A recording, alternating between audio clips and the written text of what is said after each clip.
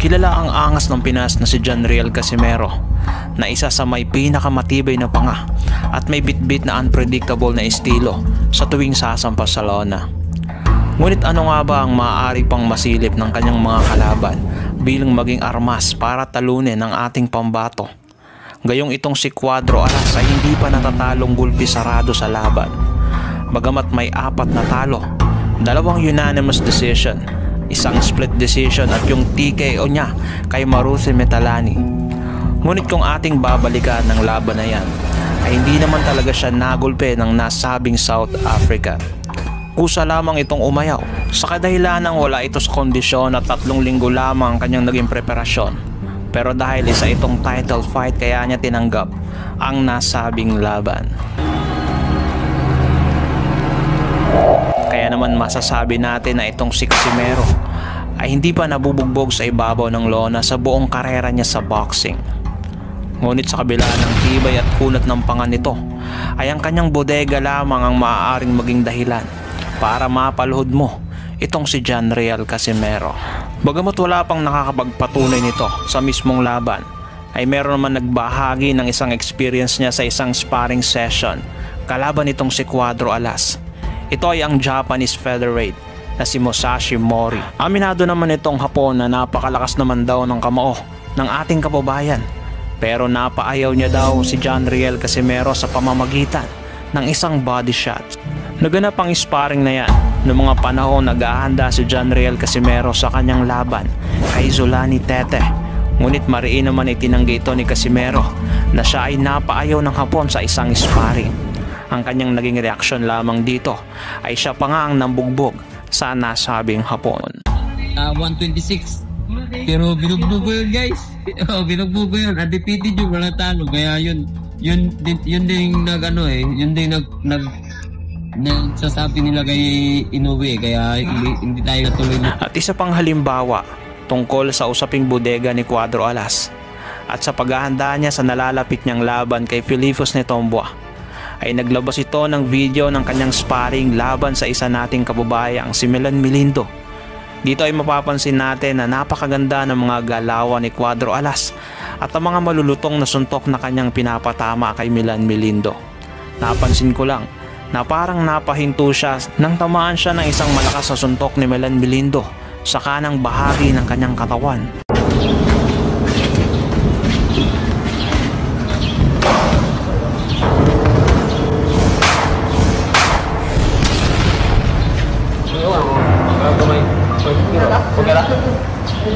Well, kung ito nga magiging kahinaan ng ating pambato, ay dapat niya itong pag-ingatan.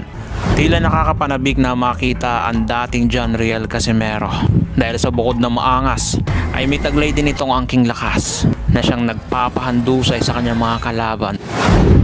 Madalas na dinadayo ang mga Hapon sa kanilang bansa dahil sa mataas na market doon, at ito ang nagiging pangunahing dahilan para magkaroon ng advantage sa mga boksingero ng bansang Japan. Kaya naman madalas ang ating mga pambato ay dumadayo sa Japan para lumaban dahil sa malaking bayad.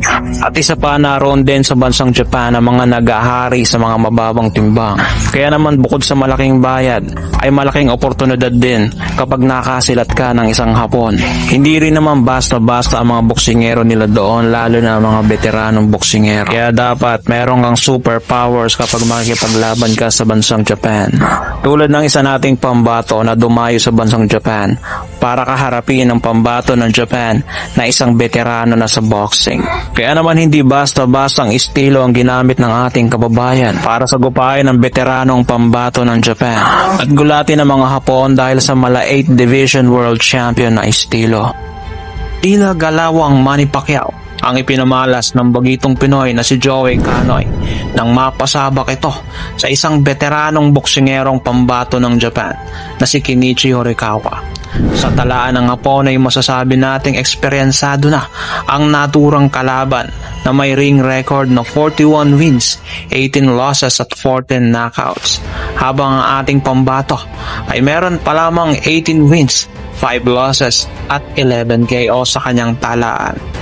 Dihado kung titignan ng ating kababayan sa naturang bakbakan dahil bukod sa veterano ito ay sa mismong baluarte pa ng Japan ginanap ang kanilang sagupaan. Ngunit sa pagsapit ng kanilang laban, nabaliwala ang pagiging veterano ng pambato ng Japan sapagkat hindi basta-basta ang estilong ginamit ng ating pambato sa naturang sagupaan dahil nag-alaman ni Pacquiao si Joey Canoy at ginamit ang mga estilong pangtapos sa mga kalaban ng ating pambansang kamo sa kanyang mga laban. Narito at ating balikan ang bakbakang Joey Canoy versus Kenichi Horikawa para sa bakanting OPBF title sa light flyweight division. Sa unang rounds pa lamang, kapwa nagpalitan na agad ng suntok ang parehong boksingero. Ang Hapon ay nagbitaw ng kanyang mga body shots habang ang ating kababayan ay nagpamalas ng skills pagdating sa kanyang counter punches. Isang mainit na pinula agad sa parehong boksingero.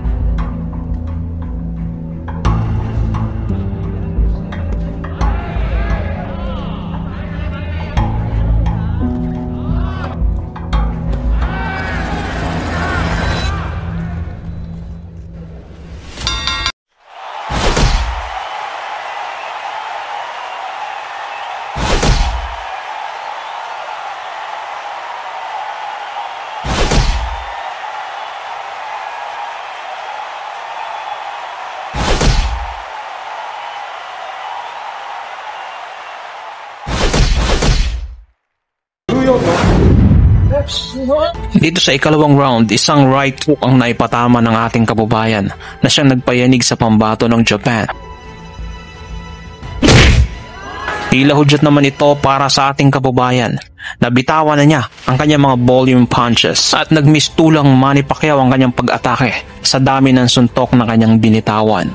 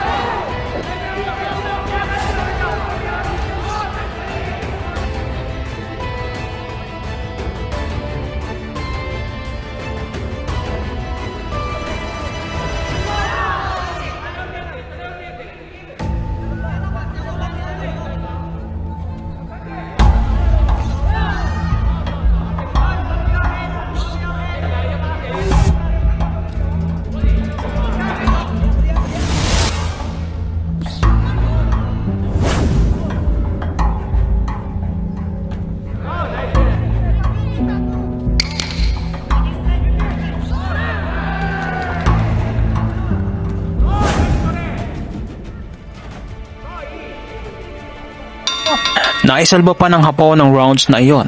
May angking tibay din ang pambato ng Japan. Kabila ng ginawang atake ng ating kababayan ay nanatili pa rin itong nakatayo at kanya pang naipagpatuloy ang laban dito sa sumunod na rounds.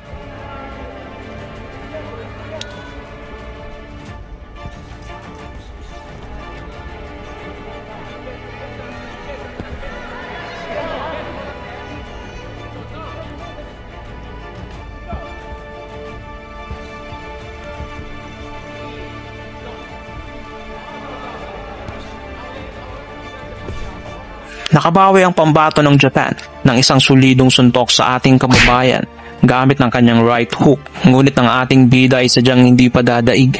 Gumandi rin ito gamit ng kanyang right uppercut na siya namang malinaw na tumama sa hometown boxer.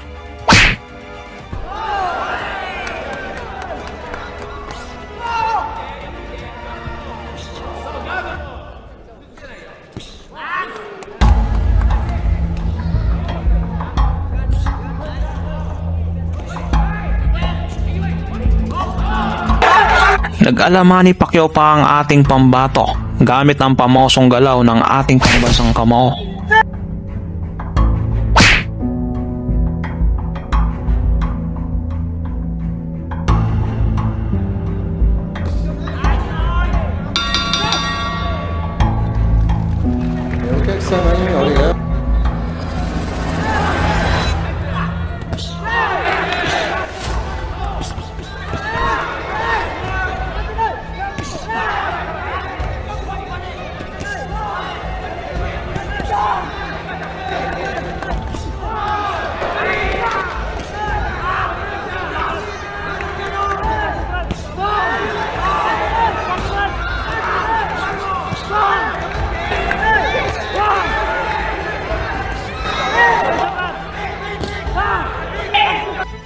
Sunod-sunod naman ang mga opensang naipatama ng ating kababayan gamit ng kanyang mga counter punches, habang ang pambato ng Japan ay bumabawi naman, ngunit baliwala lamang ito sa ating kababayan.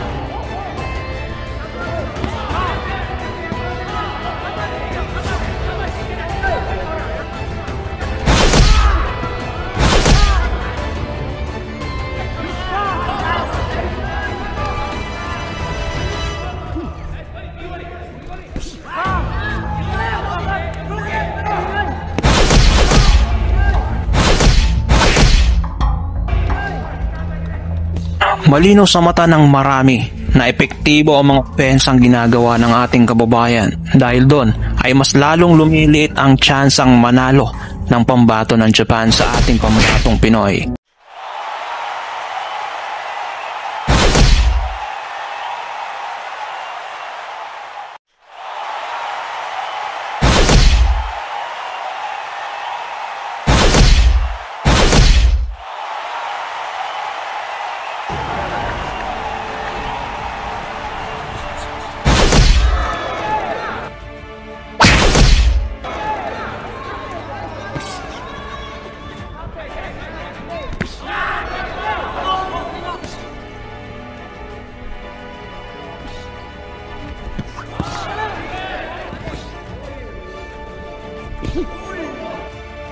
Ouch!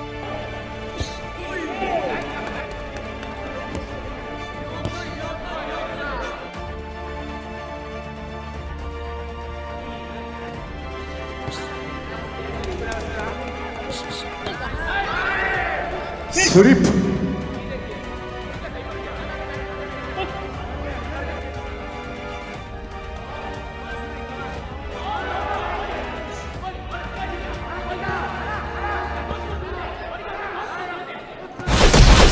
Ginagawa ng pambato ng Japan ang lahat ng kanyang makakaya para lang mapuruhan ang ating kababayan, ngunit sadyang matibay at madulas ang ating pambato.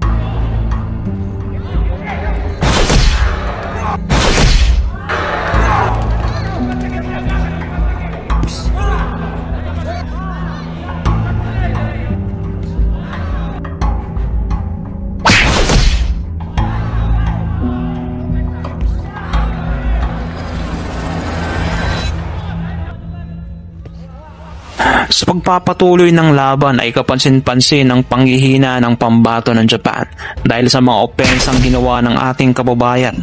At sa pagkakataong ito, isang left uppercut ang binitawan ng ating kababayan na malinaw na tumama sa pambato ng Japan na siyang tumapos sa kanilang pambato.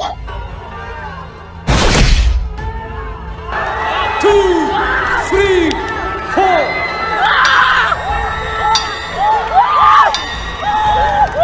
Hindi makabangon ang pambato ng Japan sa pinsalang ginawa ng ating kababayan na tila sinaniba ng ating pambansang kamao na si Manny Pacquiao para maideklarang panalo via knockout sa bansang Japan.